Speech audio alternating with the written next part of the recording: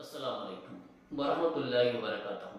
கண்ணியத்திற்குரிய சகோதர சகோதரிகளை, எல்லாம் இல்ல அல்லாஹ்வின் நல்லடியார்களை, நாம் தொடர்ச்சியாக மூசா அலைஹிஸ்ஸலாம் அவர்கள் மற்றும் அவருடைய சமூகத்தினரான பனு இஸ்ரவேலர்களுடைய வரலாற்று நிகழ்ச்சிகளை தொடர்ச்சியாக பார்த்து கொண்டே வருகிறோம். பனு இஸ்ரவேலர்கள் தங்க காளை கன்றை செய்து அதை வழிபட்டு வந்தார்கள்.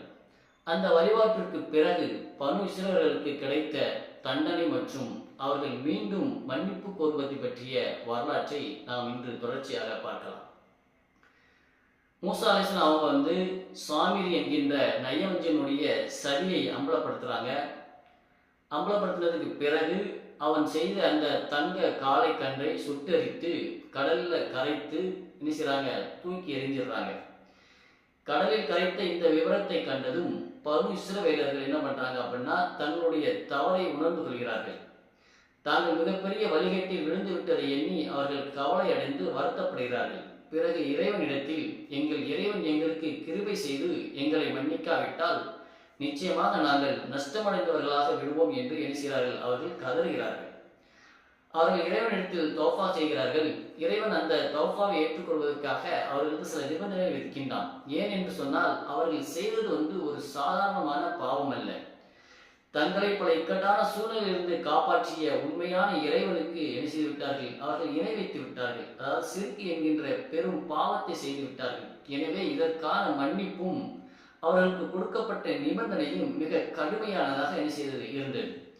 அல்லாஹ் அவருடைய பாவ மன்னிப்புக்கு, அதாவது தௌஃபாவுக்கு விதித்த நிபந்தனையை திருக்குர்ஆன் இவ்வாறு நமக்கு விவரிக்கிறது.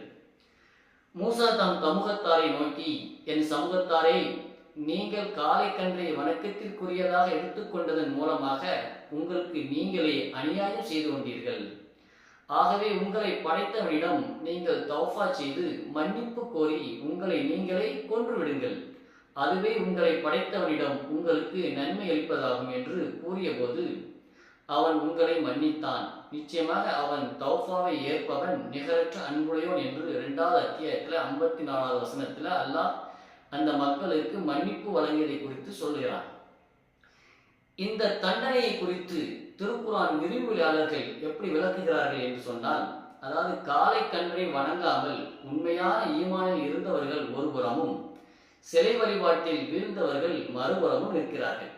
அந்த சூழ்நிலையில் ஒரு இருளான சூழ்நிலை ஏற்படுத்தப்பட்டு அவர்கள் தங்களுக்குள் ஒருவரை ஒருவர் கொன்று மாய்த்து கொள்ளுமாறு என்ன செய்கிறார்கள்? கட்டளையிடப்படுகிறார்கள். இப்படிப்பட்ட இந்த துயரமான நிகழ்வில் ஆயிரக்கணக்கான மக்கள் என்ன செய்கிறார்கள்? கொல்லப்படுகிறார்கள். தங்களின் தவறுக்காக அவர்கள் என்ன செய்கிறார்கள்? உயிரையே தியாகம் செய்ய வேண்டிய ஒரு சூழ்நிலை, ஒரு நிபந்தனை அவர்களுக்கு ஏற்பட்டிருந்தது. இந்த தியாகத்திற்கு பிறகுதான் என்ன செய்யப்பட்டது? ஒட்டுமொத்த சமூகத்தினுடைய தௌஃபாவை இறைவனால் ஏற்றுக்கொள்ளப்பட்டது. இறைவன் அவருடைய தௌஃபாவை ஏற்றுக்கொண்டார். இந்த துயரமான சம்பவத்திற்கு பிறகு பனு இஸ்ரவேலர்கள் சார்பாக ஒட்டுமொத்தமாக அல்லாஹ்விடத்தில் மன்னிப்பு கோருவதற்காகவும் தௌராத்தின் வேதத்தின் கட்டளைகளை பெற்றுக் கொள்வதற்காகவும் மூசா அலைஹிஸ்ஸலாம் அவர்கள் என்ன பண்றாங்க அப்படின்னா, ஒரு குழுவை தயார் செய்கிறார்கள். அந்த குழுவுல 70 தலைவர்களை தேர்ந்தெடுக்கிறார்கள். அதாவது தனது சமூகத்துல தலை சிறந்த மற்றும் ஒழுக்கமான 70 தலைவர்களை தேர்ந்தெடுத்து அவர்களை என்ன செய்யறாங்க? தூர் மலைக்கு அழைத்து செல்கிறார்கள். தூர் மலைக்கு மூசா அலைஹிஸ்ஸலாம் அவர்கள் என்ன செய்கிறார்கள்? அழைத்து சென்றார்கள். மூசா அலைஹிஸ்ஸலாம் அவர்களுடன் தூர் மலைக்கு சென்ற அந்த 70 தலைவர்களும் அல்லாஹ் மூசா அலைஹிஸ்ஸலாமுடைய மூசா நபியுடன் உரையாடி கொண்டிருப்பதை, அதாவது ஒளியை எண்ணுகிறார்கள், இந்த 70 தலைவர்களும் கேட்கிறார்கள். அந்த இடத்துல ஆனால் அவருடைய உள்ளத்துல என்ன செய்கிறது? அவர் உரையாடலை கேட்டதும் அவர்கள் அதை என்ன செய்ய நம்பாமல் அவருடைய உள்ளத்தில் இருந்த பலவீனமும் பிடிவாதமும் என்ன செய்கிறது? மீண்டும் அவருடைய உள்ளத்தில் இருந்து வெளிப்படுகிறது. அதன் காரணமாக அவங்க என்ன செய்யறாங்க அப்படின்னா, மூசா நபிட்ட ஒரு விசித்திரமான ஒரு வம்பான கோரிக்கை என்ன செய்கிறார்கள்? வைக்கிறார்கள். அந்த கோரிக்கை என்ன அப்படின்னா, அது அல்லாஹ்வே தன் திருமறையில சொல்லி காட்டுகிறான்.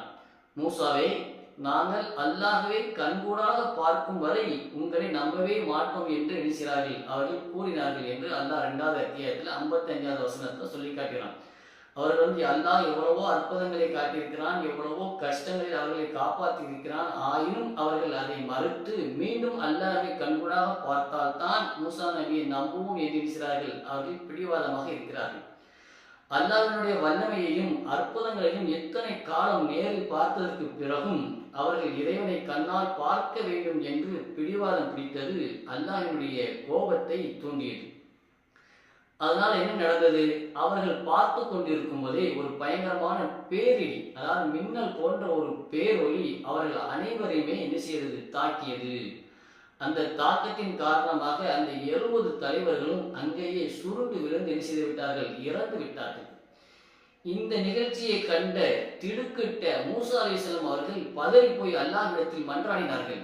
இறைவா, என் சமூகத்திடம் திரும்பி செல்லும் போது அழைத்து வந்த தலைவர்கள் அனைவரும் இறந்து விட்டார்கள் என்று தெரிந்தால் அவர்கள் என்னை நம்ப மாட்டார்கள், என்னை சந்தேகிப்பார்கள். நம்மிலுள்ள அறிவிலிகள் செய்த தவறுக்காக எங்களை அழித்து விடுவாயா என்று இருக்கிறார்கள். அழுது இறைவனிடத்தில் பிரார்த்தனை செய்கிறார்கள். மூசா அலைஹிஸ்ஸலாம் இந்த உருக்கமான பிரார்த்தனையை அல்லாஹ் ஏற்றுக்கொண்டான். ஏற்றுக்கொண்டது மட்டுமில்லாமல் அவர்கள் மடிந்து கிடந்த பின்னர் அல்லாஹ் என்கிறான், அந்த 70 நபர்களுக்கும் மீண்டும் உயிர் கொடுத்தான்.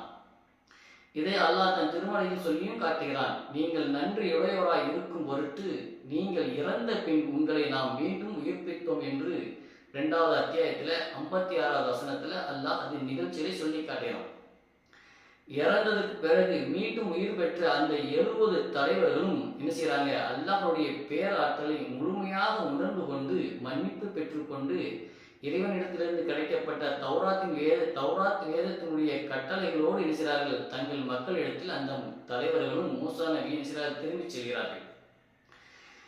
இந்த நிகழ்ச்சிகளில் இவ்வளவு அற்புதங்களை கண்டதற்கு பிறகும் பனு இஸ்ரவேலர்கள் என்ன செய்யறாங்க அப்படின்னா, அடுத்து செய்த தவறுகளும் அதற்கு அல்லாஹ் வழங்கிய மன்னிப்புகளும் இந்த மனித வரலாற்றில் மிகப்பெரிய ஒரு ஆச்சரியமான பக்கங்களாக இருக்கிறது.